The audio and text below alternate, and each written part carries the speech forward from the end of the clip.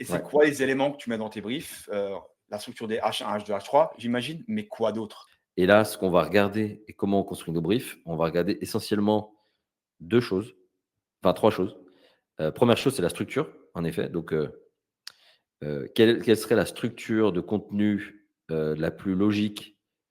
Parce que, la plupart des concurrents, ou en tout cas quand tu les amalgames entre eux, utilisent cette structure-là. Donc titre, métadescription, H1, H2, H3 et cetera.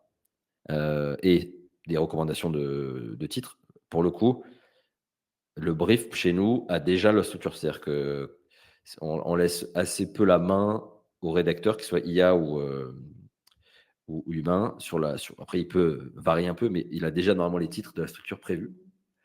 Et ça, c'est le 1er. 2e chose, les patterns, les trucs, les axes vraiment que les concurrents ont en commun. Par exemple, ils font tous, un testimonials.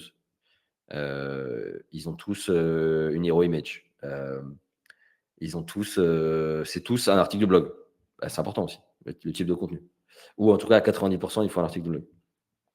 Ça, c'est les patterns et les gaps, donc l'inverse. C'est qu'est-ce que, les concurrents ont pas ou il y en a qu'un qui le fait, par exemple, sur les 10, mais qui est hyper intéressant et que du coup, qui serait très différenciant si, le client le faisait parce que Google le voit pas assez, mais ça lui plaît. Voilà, donc c'est un peu les 3 trucs et ça, un humain du coup ensuite, on va reparler après sur l'importance de l'humain et de la team. L'humain ensuite avec ses connaissances et cetera, normalement il fait quelque chose de quali et l'IA avec le brief marque plus ces 3 éléments-là, normalement on s'assure d'avoir un contenu de qualité.